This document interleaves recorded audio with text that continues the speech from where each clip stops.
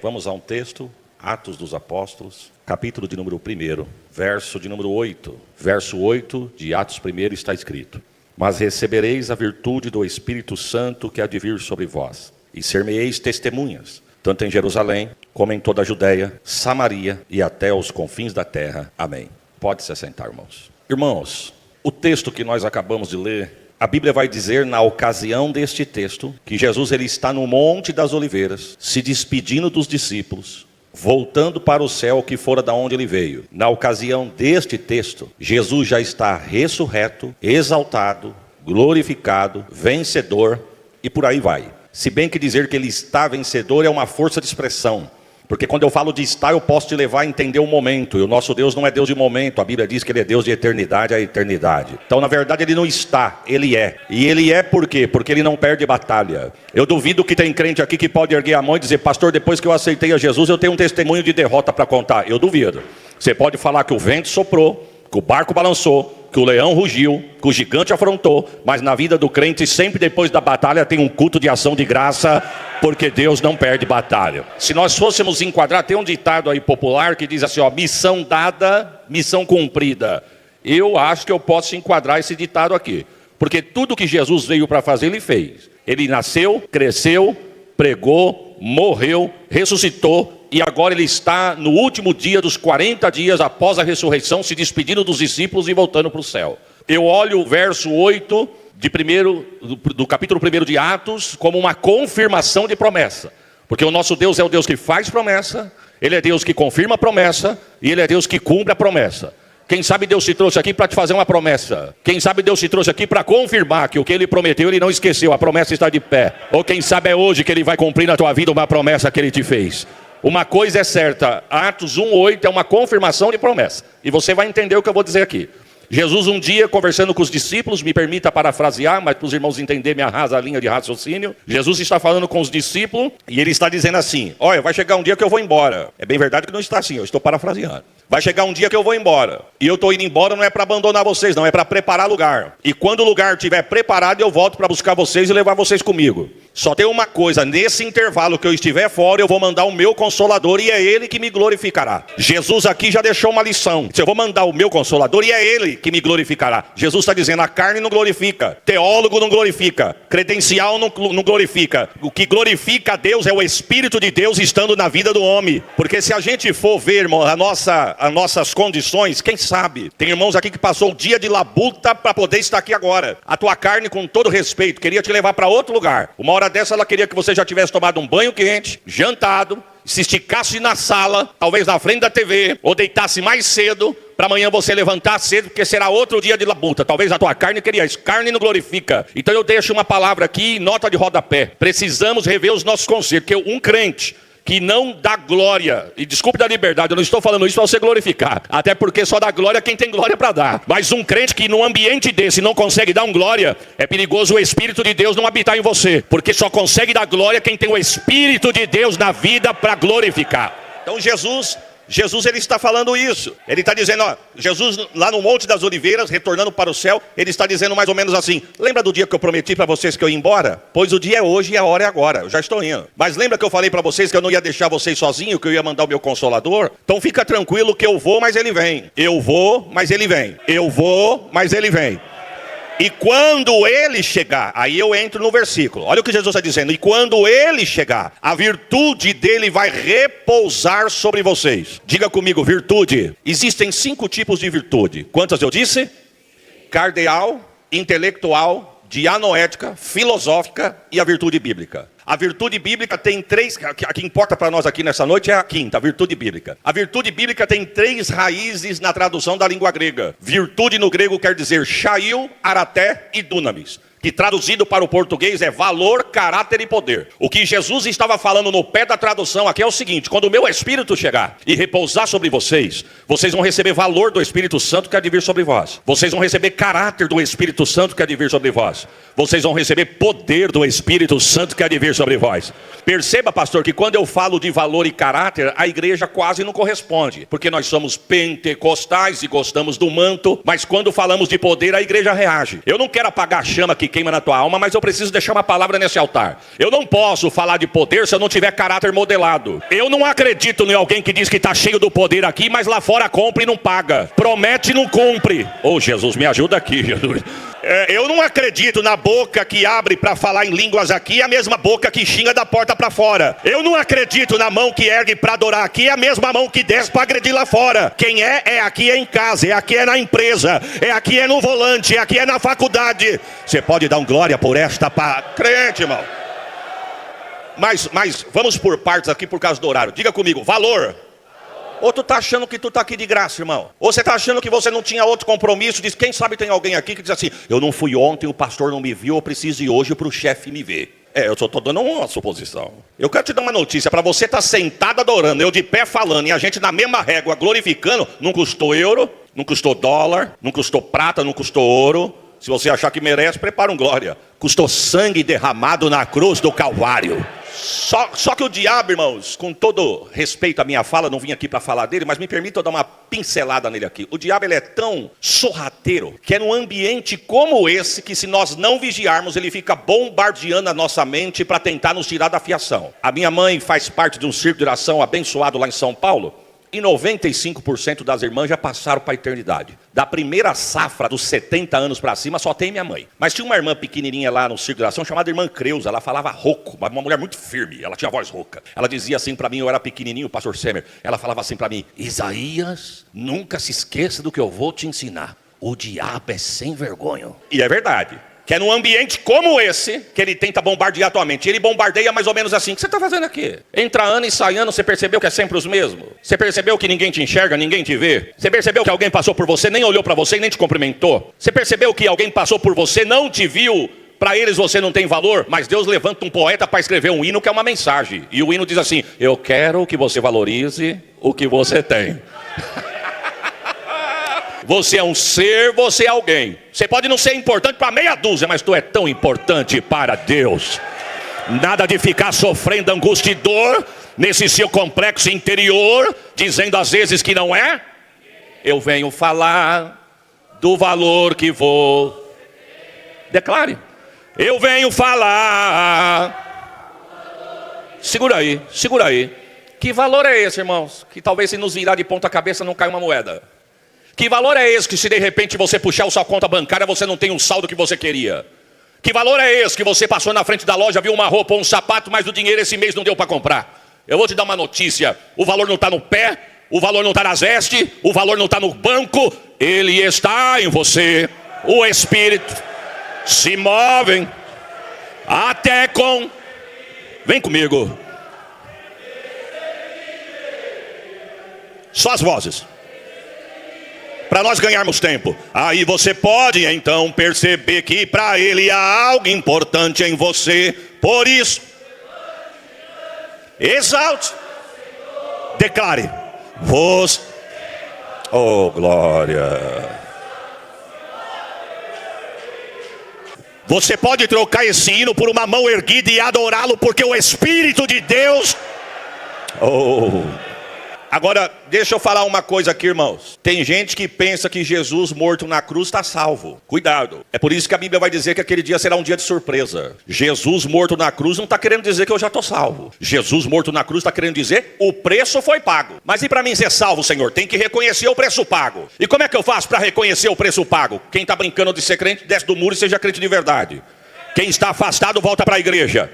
Quem não aceitou a Jesus, aceite a Jesus. Por quê? Porque Paulo vai dizer, em quem vós também estáis. Depois que ouviste o evangelho da salvação e tendo nele crido, foste o quê? Selado, carimbado, timbrado, marcado com o Espírito Santo da promessa. E é ele que se tornou o penhor da garantia para o dia da redenção. Nota de rodapé. Quer saber se vai subir no dia do arrebatamento? O Espírito de Deus tem que habitar em você. Irmãos, eu trabalhei numa grande loja do varejo a nível nacional. Eu não vou fazer merchan, porque ela não me paga para o merchan. Mas quem é que nunca teve um carnê daquela casa? Olha Deus revelando, irmãos. Quando eu entrei para trabalhar lá, pastor, me colocaram no estoque. Você vai ser vendedor, mas começa no estoque para conhecer o produto. Para quando você sair na loja, atender o cliente, você dominar o produto. Então como é que funciona? O cliente entra na loja, chama o vendedor, escolhe o produto, tira o pedido, vai no caixa, paga. E quando é um eletroportátil, alguma coisa que pode levar na hora, vai no estoque, pega e leva embora para casa. O problema começava quando chegava no estoque. Por quê? Porque a ordem da prateleira de cima era o seguinte: ninguém leva nada daqui se o ticket que apresentar não tiver o carimbo escrito pago. E aí começava o problema. Principalmente no dia dos apressados. Você quer ver, dava tumulto no dia de comemoração, por exemplo, de Dia das Mães. Aquele filho que só lembra do presente da mãe na hora do almoço. Aí eles chegavam correndo e diziam assim: dá para tirar o pedido rapidinho que meu carro está estacionado num lugar irregular? Aí você tirava o pedido, ele ia lá no caixa, ele pagava. Ele nem esperava a mocinha carimbar escrito pago. Ele tinha uns que já era meio apressado, pegava, tinha umas moças que ainda ajudavam. Dizia: senhor, preciso carimbar. Mas tinha umas que aquele dia não estava muito bem, falava: ele vai, mas ele volta, deixa ele ir. E era com a gente lá que começava o problema. Porque quando chegava lá a gente dizia: senhor, o senhor precisa pegar a fila, porque está faltando um carimbinho de pago aqui. Aí tinha uns que diziam assim: mas o ticket não prova que eu paguei? O ticket prova, mas não basta provar, tem que confirmar. E para confirmar é só o carimbo. Salvação é a mesma coisa, irmão. Jesus morto na cruz, ele está dizendo: eu já paguei o preço. Mas e para confirmar? Se não tiver o carimbo do Espírito Santo, você pode dar um glória melhor do que esse por essa palavra?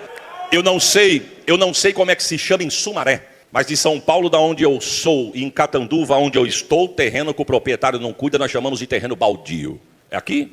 Olha que nome horroroso, irmão. Baldio. Tudo que não presta, joga lá. É assim ou não é? Lixo, joga lá. Entulho. Para que alugar uma caçamba se no terreno baldio nós podemos jogar o entulho? Móveis velhos, joga lá também. Mas quando passa alguém, porque se o dono não cuida, não é o vizinho que vai cuidar. Mas quando passa alguém que olha e tem um projeto para o terreno, a primeira coisa que ele faz, compra. Tem uns que limpa. Tem uns que são tão enjoados que depois que comprou, limpou, ainda coloca uma cerca. Não é assim? E tem uns que vai além. Compra, limpa, cerca, ainda coloca uma plaquinha: proibido jogar lixo. Reino de Deus é a mesma coisa, irmão. O diabo joga entulho na vida do ser humano até o dia que o ser humano se entrega para Jesus. Porque no dia que você se entregou para Jesus, ele te cercou com fogo, te lavou no sangue, e a plaquinha é o Espírito de Deus dizendo: eu habito nesta terra aqui. Diga comigo: valor. Agora diga: caráter. Aperta o cinto aí, irmão. Mas rapidinho, eu prometo. Existe uma grande diferença entre reputação e caráter. Reputação é aquilo que as pessoas olham para mim e acham que eu sou. Caráter é aquilo que Deus coloca uma lupa em mim e ele enxerga de verdade o que eu sou. Você pode ter cara de crente, cabelo de crente, estar vestido com o kit crente, no meio dos crentes, cantar com os crentes, mas crente de verdade. Só Deus sabe se você é. Aqui não acontece isso, só lá nas minhas bandas. Reputação é mais ou menos assim. Você já conheceu alguém, não você, alguém, que olhou para outro alguém e disse: eu não fui com a cara dele. Aí a pessoa disse: você conhece ele? Não, não conheço, mas não bateu. Aí a pessoa: mas por que não bateu? Ah, não sei, tem jeito de metido. Não sei, coisa desse tipo. Só que aí Jesus coloca vocês para andar junto. E as barreiras vão caindo. Aí chega um dia que você está com tanta afinidade que você tem coragem de confessar: rapaz, eu não ia com a tua cara não. Parece que aqui acontece também. E por que você não ia com a minha cara? Você tinha um jeitão de metido, mas andando com você, você não é não. O que é isso? É olhar e julgar, sem conhecer. Mesma coisa é o caráter. Caráter, o ser humano não mostra quando está na frente dos outros. Caráter a pessoa vai mostrar geralmente quando está sozinho. Reputação é quando a pessoa está na frente de alguém, muitos se mostram de algo que nem são, para impressionar, mostrando, tentando mostrar aquilo que não é para alguém. Isso é reputação. Está com crente, fala que nem crente, mas está com ímpio, fala que nem ímpio. Está na igreja, é do mistério. Está no mundo, esquece do mistério. Isso é reputação. Agora, caráter é quando você está trancado sozinho dentro do banheiro. É quando você está trancado dentro do quarto, navegando na rede social. Sua mente é de crente, sua boca é de crente, seu ouvido é de crente, sua vida é de crente. A mão que você ergue para adorar aqui também é de crente. Somos crentes, irmãos. Tem uma frase que eu gosto que diz assim: quem é, é. Independe de onde está e com quem está.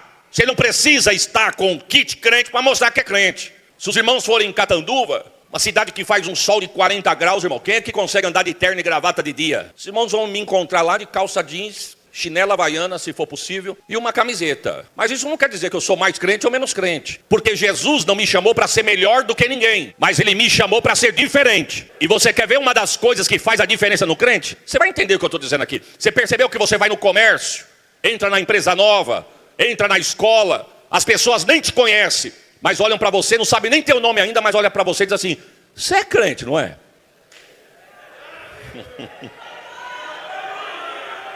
Aí você diz assim: eu sou, e como é que você sabe? A pessoa fala: uma das características do crente, você fala diferente. Uma das coisas que Jesus deu para nós foi um idioma diferente, irmão. O crente fala diferente. Eu espero que eu não vá agredir ninguém, mas eu não tenho afeição por crente que fala na gíria. Mano, meu, Joe, cara. Que mano, meu, Joe, cara? Aqui é varão, varoa, labareda, canela de fogo. Nosso idioma é outro, meu irmão.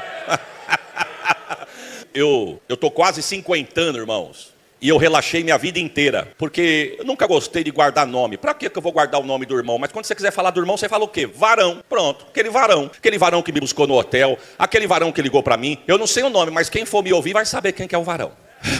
Só que aquilo, irmão, a idade foi passando e agora eu encontro uma dificuldade de guardar nome. E eu tenho que chamar o quê? É de varão mesmo. Eu tenho o hábito de chamar os irmãos de varão, varão, varão. Eu chego em São Paulo, tem um vizinho do meu pai que me viu crescer, brinquei com o filho dele na rua, crescemos junto. Eu chego de Catanduva, eu falo para ele, tudo bem, varão? Como é que o senhor está, varão? Vai fazer uma visita para nós em Catanduva, varão? Um dia ele chegou em mim e falou, por que você me chama de varão? Que eu sou magro e alto? Sabe por que você riu? Porque esse idioma não é dele, é teu. Só que eu vou te dar uma notícia, não é o que está na boca dele que tem que pegar na minha. É o que está em mim que tem que pegar e entrar na vida dele. E a unção pega, viu, irmãos? Eu chego de viagem agora, ele olha e fala, já chegou, varão? Tá indo embora, varão? Vai com Deus, varão. Oh, glória. Esses dias eu fui pregar no Ceará, aí o pastor falou assim para mim, pastor, o senhor conhece um cantor para o senhor me indicar? Conheço, fulano de tal, de Pernambuco. Ele, rapaz, mas é pertinho de mim aqui. Coisa boa, vou ligar para ele. Ligou e deu certo. Moço alinhado, se encontramos no aeroporto. O pastor pegou a gente e fomos para a cidade do pastor. Quando nós chegamos no culto à noite, o moço deu com todo respeito, o moço deu um show na apresentação dele. E não é cantando, não. Na saudação. Ele começou assim, quero agradecer a Deus pela vida do pastor. Pastor fulano de tal, a sua esposa, irmã Ciclano e seus 3 filhos. Fulano, Ciclano e Bertano. Quero agradecer a Deus pela vida dos músicos. Tecladista fulano, baterista Ciclano, guitarrista Bertano. Quero agradecer a Deus pelos meninos da mídia, que eu cheguei aqui, já conheci eles, o fulano e o Ciclano. Falei, meu Deus, não tem papel anotado. E eu pensei, como é que chama o pastor mesmo, Jesus? Varão, varão, varão. Só que tem uma coisa, irmão, a unção pega. E é isso que eu quero enfatizar. Não é o que está na boca do ímpio que tem que pegar na boca do crente. É o que está na vida do crente que tem que enraizar. Oh, glória a Jesus. Uma vez eu saí de Catanduva, irmãos, para vir pregar na capital. Já faz tempo, meus filhos eram pequenininhos. A Sheila no banco de trás, sentado no meio, apaziguando a congregação. E eu estou dirigindo o meu carro. Aí uns 1.500 metros para frente tinha um viaduto, o sol estava quente, tinha uma viatura com o giroflex ligado. Falei para Sheila, ih, Sheila, vamos parar, gente. Ela falou, quem? Eu falei, olha o guarda lá na frente. Aí ela debruçou, olhou pelo para-brisa e falou, meu Deus, mas por que vai preparar a gente? Aí ela olhou para o lado e falou, tem mais 4 carros que vai passar por ele junto com a gente, que o nosso é 5. Por que é o nosso que vai parar? Aí eu não sei se eu estava com a tocha da revelação ou eu profetizei. Eu disse, porque o nosso carro é velho, o deles é novo. E pronto, e foi o nosso mesmo que eles parou. Entrou, mandou encostar, um guarda de poucas palavras, magrão, alto, sisudo, olhou para mim, não deu bom dia, não deu boa tarde, não deu boa nada. Olhou para mim e falou, documento do carro, a sua habilitação e na época, o extintor do veículo. Fazia 15 dias que eu tinha comprado aquele carro. Eu peguei o documento do carro, o meu, dei, fiquei procurando o extintor. Falei para Sheila, Sheila, aonde está o extintor do carro? Ela falou, não sei. Falei, mas você tirou a carta faz 30 dias, irmã. Ela falou, e você tem há 10 anos, irmão. Aí eu olhei para o guarda e falei, seu guarda, eu não sei onde está o extintor. Eu tenho esse carro há pouco dia. Ele falou, debaixo do banco. Quando eu olhei, debaixo do banco. Tirei o velcro, dei para ele olhou, pode guardar, você vai ser multado, vai ser autuado. Eu falei, por quê? Porque o seu extintor está vencido. Eu falei, ô varão, não faz isso comigo não. Ele falou, você me chamou do quê? Eu falei, Jesus, até eu explicar para esse terra o que é varão agora vai dar trabalho. Aí eu falei, não, seu guarda, me perdoe, é que eu sou crente e é um linguajar nosso. Ele falou, não, irmão, fica em paz, é que passou uma carreta aqui e eu não entendi direito, eu também sou crente, a paz do Senhor. Não, seguro glória. E para você não pensar que eu subornei alguém, escuta o que eu vou dizer. Porque de repente fala, será que... Não subornei ninguém. Eu não subornei ninguém, mas o varão me deu um grande livramento. Ele olhou para mim e falou, o senhor está indo para onde? Para São Paulo. Fazer o quê? Pregar. 60 quilômetros tem um posto de troca, pastor. Troca o extintor porque a rodovia está lotada de guarda por causa do feriado prolongado. Se nós não nos vermos aqui, Deus te abençoe e nós se encontramos no céu. Vai com Deus, varão. Fica com Deus, varão. Ó... Era melhor ser multado do que tentar um suborno, porque caráter é caráter, irmãos. O mundo não precisa saber que você é crente com uma credencial no peito, mas ele tem que ver você passar e dizer, lá vem um crente ali, ó. Ô, glória 2 vezes, irmão. Eu não sei se você já escutou eu falar isso aqui pela rede social, mas se escutou, escuta de novo. Ninguém mandou você cortar caminho e ir lá, esperar você chegar aqui. Jesus me permitiu pisar na Itália. E quando eu cheguei na Itália, o irmão que estava comigo falou assim para mim, pastor, o senhor sabia que o senhor está na terra do melhor sorvete do mundo? Não, pois o senhor está. Eu falei, e aqui tem? Ele falou, tem, ó. Tudo isso aí que está escrito gelato é sorveteria. Eu falei, então vamos tomar um sorvete. Ele falou, não dá. Eu falei, não, eu pago. Ele falou, não, o problema não é pagar, o problema é quem vai pedir. Eu falei, mas pedir como assim? Ele falou, você sabe falar italiano? Não, então como é que nós vamos pedir um sorvete na Itália falando em português? Eu falei, meu irmão, ela precisa saber falar italiano para pedir um sorvete? Eu falei, como é que você sabe pedir sem falar? Eu falei, igual a Sara, minha filha. Quando mudamos para Catanduva, ela era pequenininha, ela não gostava que ninguém pedisse para ela. Ela puxava o banquinho, subia no banquinho, quando ela queria 2 sabores, ela fazia assim, ó. A moça já entendia, é um desse e outro desse, dois sabores. Falei, por exemplo, você gosta do quê? Eu gosto de morango. Foi aí que não tem segredo. Tu procura na vitrine uma com uma tonalidade rosinha, aponta. Ele falou, então vamos lá que eu pago e você pede. Falei, agora que eu peço mesmo, vamos lá. Entramos na sorveteria, tinha um refeitório, 2 moças lá dentro. Eu fui para um lado do balcão, ele foi para o outro. Aí eu falei baixinho para ele, varão, aqui ó. Tonalidade de rosinha, parece morango. Ele olhou e falou, é verdade, mas vem do lado de cá. Ó, outra tonalidade, mas também de rosinha, que também tem cara de morango. Eu falei, é verdade. E agora? Ele falou, agora você pede, que você sabe. Aí nisso a moça vinha vindo. Aí eu olhei para ele e falei assim, baixinho, não dá risada para ela não pensar que nós estamos rindo dela. Aí eu olhei para a moça e falei, eu quero sorvetito moranguito. Ela olhou para mim e falou, tudo bem, de que lugar que vocês são do Brasil? Eu olhei para ela e falei, como é que a senhora sabe que nós é do Brasil? Ela falou, estava ali dentro da cozinha vendo vocês atravessar a praça. Falei para minha amiga, dá uma olhada lá. Até para andar dá para ver que é brasileiro. Eu não sei como o brasileiro anda, mas ela identificou no andar. O ímpio é a mesma coisa, irmão. Você não precisa sair gritando na rua para mostrar que é crente. Mas ele vê você passando e diz, lá vai um crente lá, olha lá um crente. Você pode dar um glória por esta palavra? Diga comigo, valor, caráter. Agora diga poder. A igreja nesses últimos dias que nós estamos atravessando na terra, mais do que nunca, ela precisa se revestir de... Sabe, irmãos, com todo respeito a quem toca não tem que tocar só porque gosta do instrumento, mas tem que tocar com poder. Quem prega não tem que pregar só por uma oportunidade, por uma oferta ou para cumprir uma agenda. Tem que pregar com poder. Quem rege não tem que reger porque gosta do movimento e entende de música. Tem que reger com poder. Quem canta não tem que cantar só porque tem a voz bonita. Porque voz bonita muitas das vezes só agrada o ouvido do homem, mas nem sempre agrada o de Deus. Quem canta tem que cantar com poder. É tocar com poder, cantar com poder, reger com poder, pregar com poder, erguer a mão para adorar. Eu vou falar algo aqui, espero que os irmãos não se escandalizem. Por quê, pastor? Porque se a igreja não vigiar nesses últimos dias, irmãos, é perigoso o adversário entrar no nosso meio, sentar no nosso meio, adorar no nosso meio, acabar o culto e voltar para casa. E eu vou te provar isso aí. A Bíblia diz que um dia Jesus chega no culto e tinha uma mulher que frequentava aquela sinagoga fazia 18 anos. 18 anos oprimida pelo espírito maligno. Você sabe o que é isso, irmão? 18 anos na igreja sem ser liberta. Mas um dia Jesus disse, hoje eu vou visitar a minha casa. E quando Jesus chegou no lugar, ele olhou para ela e falou, chama essa mulher aí. Olhou para ela e disse, sai dela espírito maligno. Era tanto que ela não conseguia erguer as costas. Mas quando Jesus identificou e repreendeu, ela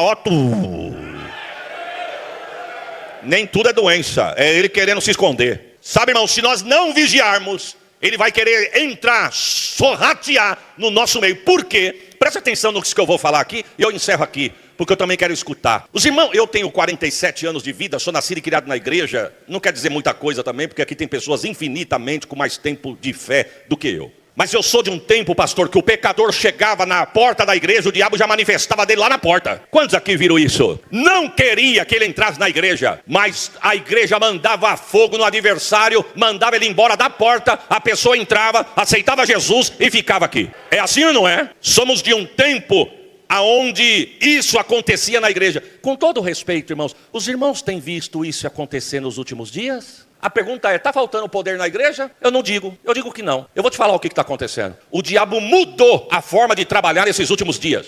E eu vou te provar. A Bíblia diz lá no Evangelho de Marcos, capítulo 4, a partir do verso 35, quando ele acalma a tempestade, que ele está dormindo na popa do barco.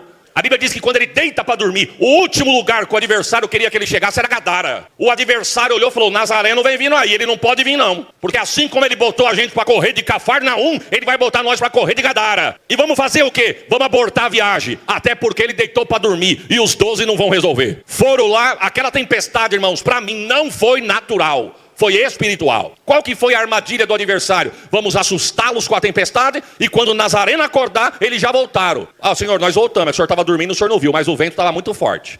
Só que quando os discípulos tentaram resolver e não conseguiram, lembraram que Jesus estava no barco. E quando chamou Jesus, perceba que Jesus não levanta perguntando o que está acontecendo. Jesus já levanta chamando o problema pelo nome. Vento, cala-te, e mar, aqui é. E ó...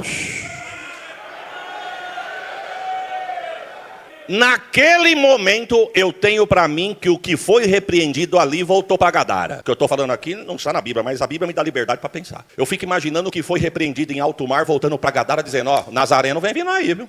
Mas vocês não abortaram a viagem? Não. Não soprou o vento? Sopramos, balançamos o barco, tentamos abortar, mas os 12 acordou o Nazareno e botou nós para ficar quieto e correr. Ele vem vindo aí. Perceba a partir do capítulo 5 como ele muda a estratégia. Ele não manifesta mais que nem ele manifestou em alto mar. Agora ele vem para adorar, para enganar. Porque o texto diz que quando Jesus chega em Gadara e coloca o pé em terra, a Bíblia diz assim, ó, e o adversário chegou, se prostrou e o adorou. Como ele engana, irmão. E pensa numa adoração bonita. Olha como ele adorou. O que temos nós contigo, ó Jesus, Filho do Deus Altíssimo? Era para, dependendo da emoção de hoje. Eita, até me arrepia. Arrepia? Mas com Jesus não tem arrepio, não. Jesus chegou e disse, sai dele agora. Oh, glórias a Jesus. Irmãos, volta aqui. Perceba que o diabo tentou até negociar. O diabo disse, é para sair dele? É. Então eu posso fazer uma contraproposta? Eu saio dele, mas deixa eu ficar por aqui. Pega o verso 10 do capítulo 5. A Bíblia diz que ele olhou para Jesus e falou assim, a gente sai dele, mas deixa a gente permanecer aqui. O texto diz assim, e pedia muito, e clamava muito, e rogava muito para que não o enviasse para fora daquele lugar. Ele não queria sair do lugar. Se nós não nos atentarmos, irmãos, nesses últimos dias, se a igreja não se revestir de poder, ele vai querer entrar no nosso meio, se esconder, se for possível, para enganar, até adorar. Mas eu vim aqui como boca de Deus, debaixo desta palavra, para dizer, nessa casa aqui... Oh, se eu fosse você, eu dava um glória melhor do que esse que você deu. Aqui, não. O crente precisa se revestir de poder. Diga comigo, valor, caráter, poder. Aí Jesus continua o texto dizendo, e ser-me-eis testemunhas. Quem disse isso foi Jesus. Vamos lá? Quem disse isso foi? Então nota de rodapé. E ser-me-eis testemunhas, tanto em Jerusalém, como em toda a Judéia, Samaria e até os confins da... Tem gente querendo chegar nos confins da terra, não passou nem por Jerusalém ainda. E vou te dar uma notícia. Jerusalém é o ponto de partida, é o início, melhor dizendo, para todos. Porque nem todo mundo vai sair de Jerusalém. Não sei se eu te alegro, mas eu preciso te falar. Você sabia que nem todo mundo vai sair de Jerusalém? Tem gente que vai começar a fé aqui, correr café aqui, e entregar, combater o bom combate, guardar a fé aqui. Até porque o que seria de Jerusalém se todo mundo saísse daqui? Fechava as portas. Então tem gente que Jesus disse, eu vou segurar em Jerusalém. Aí tem uns que Jesus disse, não, isso aí eu vou permitir você ir até a Judéia. Aí só para teu nome a cidade do lado te chama para cantar e pregar. Você diz, eu estou atendendo uns convites aí. Onde você foi? Fui ali do lado ali, ó. Aí tem uns que Jesus disse, não, eu vou soprar um pouquinho mais longe. Aí você vai até Samaria. Começa a viajar pelos estados. E tem alguns que Deus olha e... sopra até os confins da terra. Agora deixa eu te dar uma notícia. Não é porque chegou nos confins da terra que é maior do que quem está em Jerusalém. Porque tem muita gente de pé nos confins da terra porque está sendo sustentado pela oração de quem ficou em Jerusalém. Sabe, irmãos, se todo mundo entendesse isso, tinha menos disputa, rivalidade e ciúmes no reino de Deus. Porque para cada um Deus deu uma porção diferente. Eu tenho um amigo meu que, do dia que ele entrou na igreja até hoje, ele deve ter no máximo uns 20 anos de fé. Ele entrou na igreja de coturno, bermudão, e o bermudão arriado mesmo. Camiseta regata, uns correntão prata no pescoço e o cabelo desse tamanho.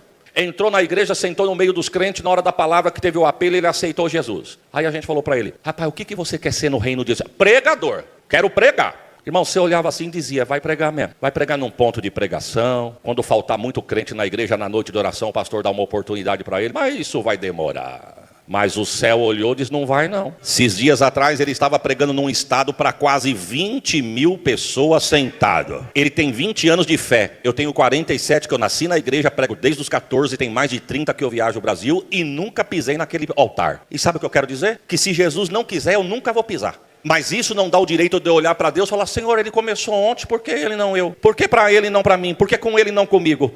Que o céu ia responder, porque a porção dele é uma, a tua é outra. Fica com a tua, ele fica com a dele. Se todo mundo entendesse que para cada um Deus deu uma porção, tinha menos disputa, inveja e picuinha no reino. O que é teu, ninguém vai tomar o que Deus falou que é teu. Sabe, irmãos, o melhor lugar que nós podemos estar é onde Deus nos colocou. Se Deus te colocou na porta, fica na porta. Se Deus te colocou no administrativo, fica no administrativo. Se Deus te colocou na intercessão, fica na intercessão. Melhor do que posição, postura, é você ter o nome escrito no livro da vida e a trombeta tocar, você subir. A minha mãe, ela ama planta. Se minha mãe chegar aqui e perceber que a planta aqui é natural e ela gostar, ela já quer uma mudinha. Tem uma vizinha em São Paulo que gosta também, Dona Iraci, deu para minha mãe uma plantinha. Veio do Manaus, uma florzinha. Pequenininha, mas dá um pendão bonito, parece que foi pintado no pincel. Falou, dona Dalva, isso aqui eu trouxe para a senhora. Eu trouxe várias mudinhas, mas essa estourou a flor, eu quero dar para a senhora. Só troca de vaso, coloca a terra nova, que a senhora vai ver que lindo que fica. Minha mãe comprou um vaso novo, terra nova. E a recomendação era água sim, um dia não. Minha mãe falou, sabe onde eu vou colocar? No centro da mesa da sala. Por quê, mãe? Porque a visita chega aqui. Aí a visita tem que ver o que é bonito. Esses dias eu vi a minha esposa dando um estudo para as irmãs lá em Catanduva, pastor, e eu lá da calçada só com a orelha aqui, ó. Aí minha esposa disse assim, irmãs, nós precisamos cuidar primeiro da nossa casa. A gente coloca os nossos esposos e nossos filhos para tomar a água no copo de requeijão, mas quando chega a visita nós colocamos o copo novo. Alguém aqui gostou. Ô, papai, fala mesmo. Irmã, muda o copo porque tem obreiro clamando aí.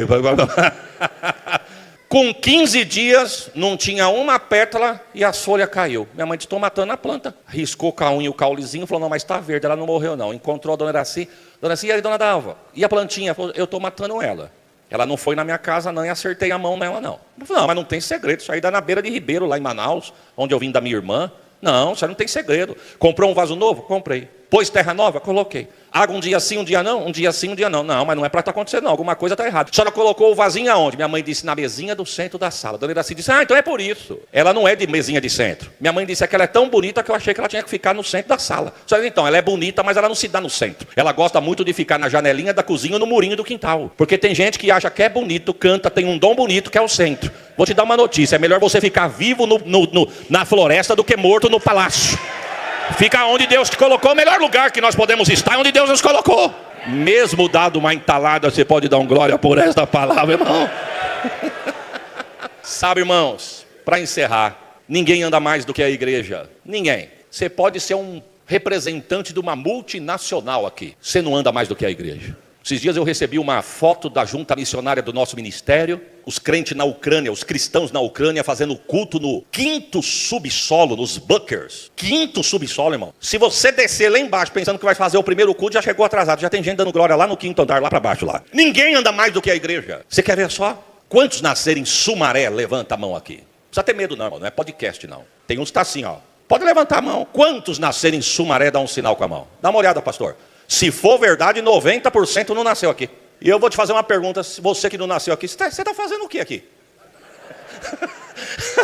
Garanto que você vai dizer, Jesus mandou, pastor. E o senhor? Mandou também, irmão. Por isso que eu estou aqui, porque Jesus mandou. Ninguém anda mais do que a igreja. Jesus tem me dado a oportunidade de andar por algumas cidades. E esses dias eu fui pregar em uma cidade do Mato Grosso do Sul, Eldorado. Você desce em Campo Grande e anda 300 quilômetros para dentro do Cerrado. 300 quilômetros em São Paulo a 100 por hora, tu faz em 3 horas. Lá nós levamos 7. É uma mão que vai, uma mão que vem, não tem nem acostamento. E tinha hora que a gente encontrava 10, 12, 15 treminhão de soja. Quem é que tem coragem de ultrapassar se você não vê quem vem vindo? Mas o irmão virou para mim e falou assim, pastor, a gente precisa chegar no culto. O senhor tem medo de velocidade? Aí eu olhei para o carro dele e pensei, nem corre tanto. Mas pensa, ô Jesus, me perdoa, mas eu tô que nem o copeiro de Faraó, dos meus pecados eu me lembro agora. Eu pensei.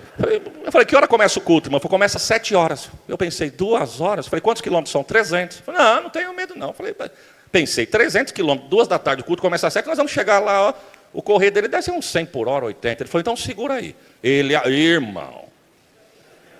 Falei, vai não, eu tenho mulher e filho para criar obreiro. Ele falou, mas o senhor falou que não tem medo? Não, mas não sabia que era desse jeito não, tenho medo sim, encosta aí. Chegamos lá, sabe que hora que chegamos na cidade, irmão? 15 para 7 da noite. Ele falou, pastor, eu vou deixar o senhor no hotel, o senhor se troca rapidinho, só vou em casa me trocar e já volto para pegar o senhor para ir para o culto. Ou seja, não deu tempo de ter contato com ninguém. Chegamos na igreja por volta de 7h15, 7h20. A igreja grande como a dos irmãos, lotado, gente para fora, telão, pregamos. Quando acabamos de pregar, chegou um rapaz em mim. Falou assim para mim, paz do Senhor, pastor. Eu falei, amém. Prazer em revê-lo. E eu pensei, meu Deus, rever quem, Jesus? Que é a primeira vez que eu venho aqui. Mas a gente faz aquela cara de paisagem. Falei, amém, o prazer é nosso. O senhor me conhece da onde? Ele falou, há 10 anos atrás eu estava afastado dos caminhos do Senhor, entrei numa igreja no interior de São Paulo e o Senhor era o pregador. E naquela noite eu voltei para Jesus.